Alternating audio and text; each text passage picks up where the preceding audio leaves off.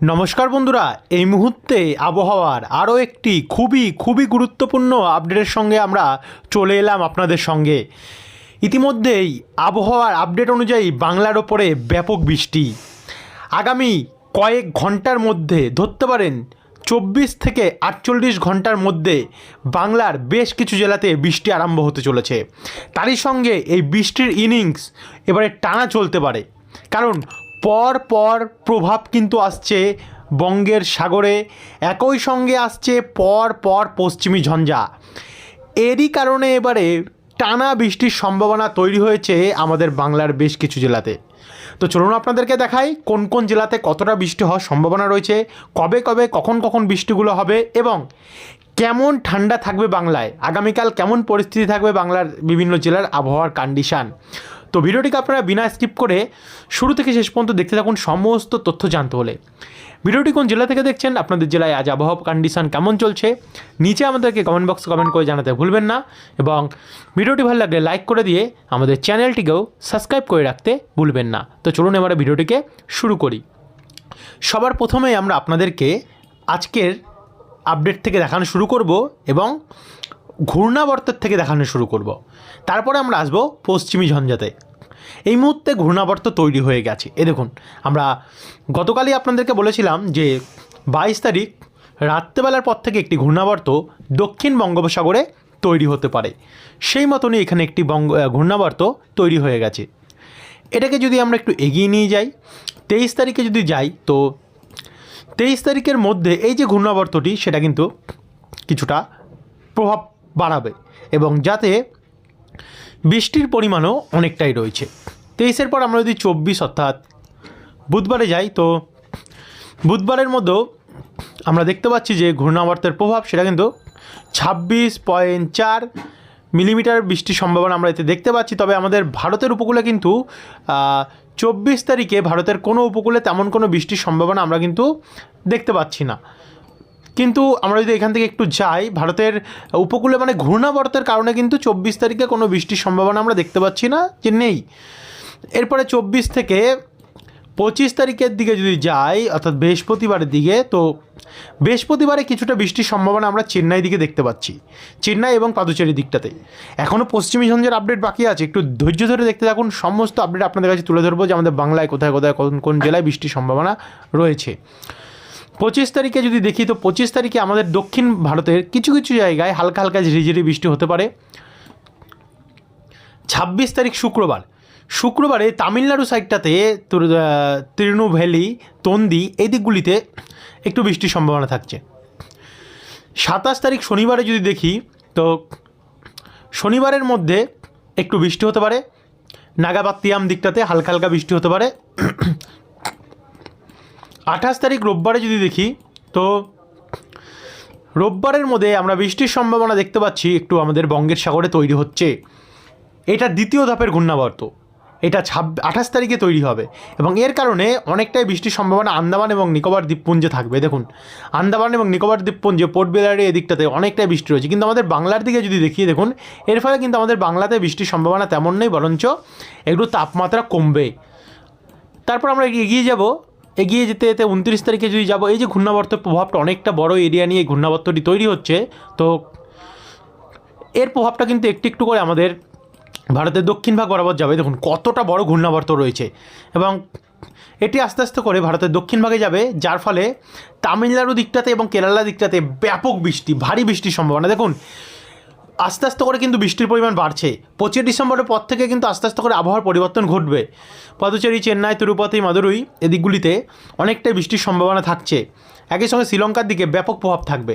31 তারিখের পরে যদি আমরা 1 তারিখ দেখি বৃহস্পতিবারে, তো বৃহস্পতিবারে কোচি, কোল্লাম এই দিকগুলিতেও মাঝারি ভারী বৃষ্টির সম্ভাবনা আমরা দেখতে পাচ্ছি রয়েছে। তারপরে আমরা যদি একটু এগিয়ে যাই 2 তারিখের দিকে যদি যাই, তো 2 তারিখের দিকে কোট্টা এই সমস্ত সাইডগুলোতে বৃষ্টি রয়েছে, হালকা বৃষ্টি হয়েছে। 3 তারিখে, 4 তারিখ রোববারের মধ্যে হালকা বৃষ্টি রয়েছে এবং 5 তারিখ নাগাদ আমরা যদি যাই, তো 5 তারিখের মধ্যে হয়তো আমাদের ভারতের দক্ষিণ সাইডে বৃষ্টি তেমন একটা থাকবে না। এই হচ্ছে ঘূর্ণাবর্তের কন্ডিশন, যেটা সম্পূর্ণটা আপনাদের কাছে তুলে ধরলাম। পরপর ঘূর্ণাবর্ত রয়েছে, তবে আরেকবার বলবো এইগুলো কিন্তু পরিবর্তন হয়, 100% যে এমনই থাকবে আগামীকালের আপডেট তেমনটি নয়। দেখা গেলো দেখা গেল।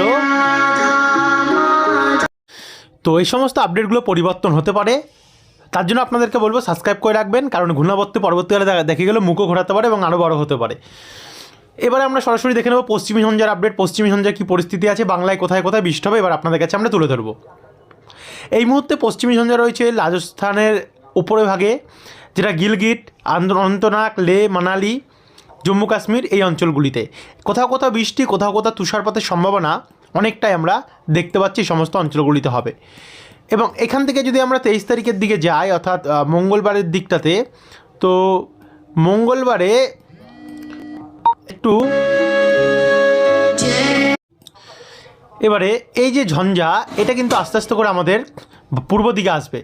23 তারিখ নাগাদে কেন বৃষ্টি আমরা দেখতে পাচ্ছি না, কিন্তু 24 তারিখ বুধবার নাগাদ কিন্তু আমরা কিছু কিছু জায়গায় বৃষ্টি দেখতে পাবো।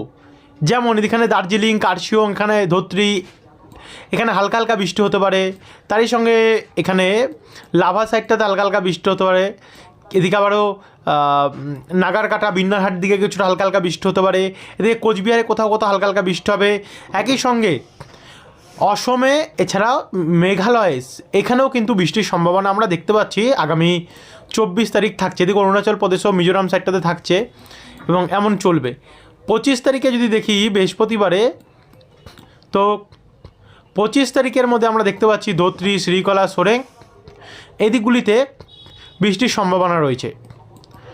আর একটু এগিয়ে গেলে দার্জিলিং, কার্শিয়ং, মিরিক এই দিকগুলিতে হালকা হালকা বৃষ্টি রয়েছে। গ্যাংটক দিকগুলোতেও হালকা হালকা বৃষ্টির সম্ভাবনা আমরা দেখতে পাচ্ছি।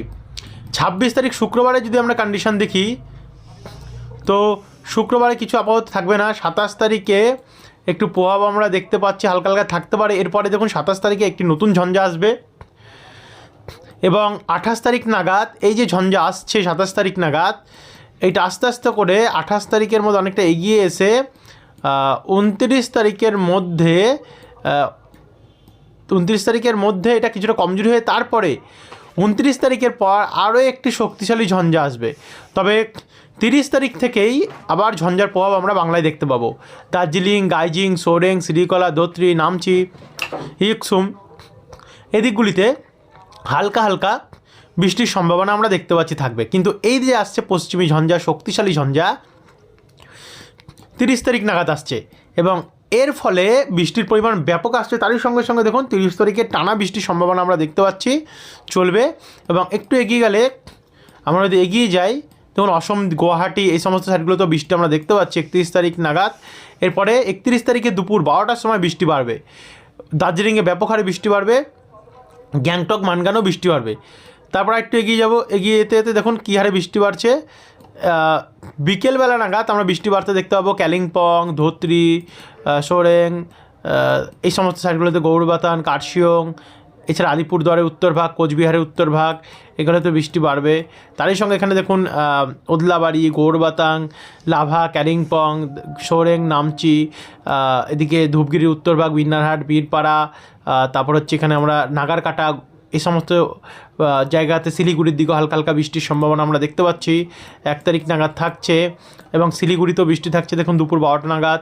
শিলিগুড়ি, সুকনা, পাঞ্চকাবাড়ি, মিরিক, সোভেগে, কার্শিয়ং, মালবাজার, নাগারকাটা, মাতিয়ালি, গৌরবাতা এই সমস্ত, দার্জিলিং, কালিম্পং এদিকগুলিতে কিন্তু বৃষ্টির সম্ভাবনা আমরা দেখতে পাচ্ছি। তারই সঙ্গে দেখুন অরুণাচল প্রদেশে এবং অসমেও ব্যাপক হারে বৃষ্টির সম্ভাবনা আমরা দেখতে পাচ্ছি। আপাতত দক্ষিণবঙ্গে নেই এবং চলছে বৃষ্টি। এবং 2 তারিখেও কিন্তু অনেকটাই বৃষ্টি রয়েছে। 2 তারিখে আবার ধূপগিরি, রামসাই, শিলিগুড়ি এদিকগুলিতে বৃষ্টির সম্ভাবনা আমরা দেখতে পাচ্ছি 2 তারিখ নাগাদ থাকতে পারে।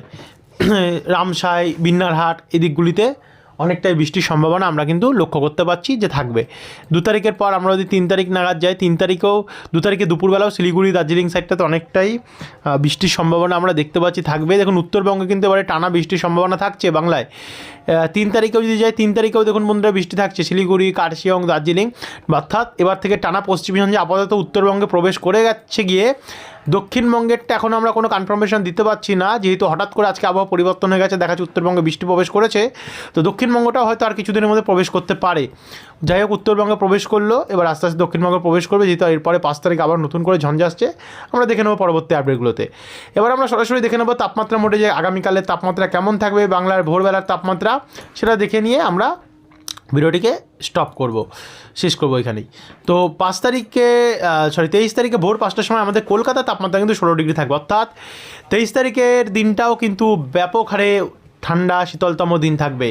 খড়দা, কলকাতা, চন্দননগর এদিকগুলিতে, যেমন কলকাতাতে বললাম 16 ডিগ্রি, ব্যারাকপুর, পানিহাটি, ইছাপুর, চন্দননগর এদিকগুলিতে 15 এবং 14-র মধ্যে থাকবে।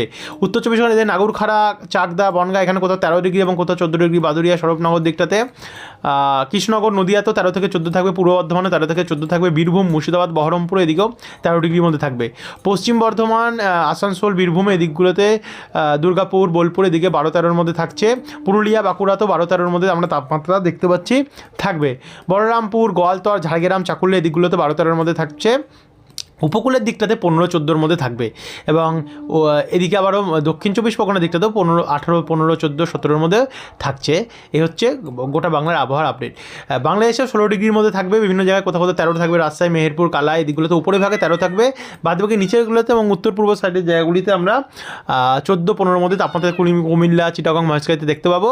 আর এদিকে শিলিগুড়ি, মালদা, উত্তর দিনাজপুর, দক্ষিণ দিনাজপুরে 12, 13, 14 এবং দার্জিলিং সাইডে 8 এবং কালিম্পং সাইডটাতে 6, আর এদিকে কার্শিয়ং সাইডে 11 এমনই থাকবে। কোচবিহার, ধূপগুড়ি, জলপাইগুড়ি এদিকেও 12, 13, 14-র মধ্যে থাকবে তাপমাত্রা। তো এই ছিল বন্ধুরা এখনকার আপডেট। ভিডিওটি দেখার জন্য অসংখ্য ধন্যবাদ। যারা এখনো সাবস্ক্রাইব করেনি, পরবর্তী আপডেটগুলো পাওয়ার জন্য আমাদের চ্যানেলটিকে সাবস্ক্রাইব করতে রাখতে ভুলবেন না। ধন্যবাদ এই ভিডিওটি দেখার জন্য।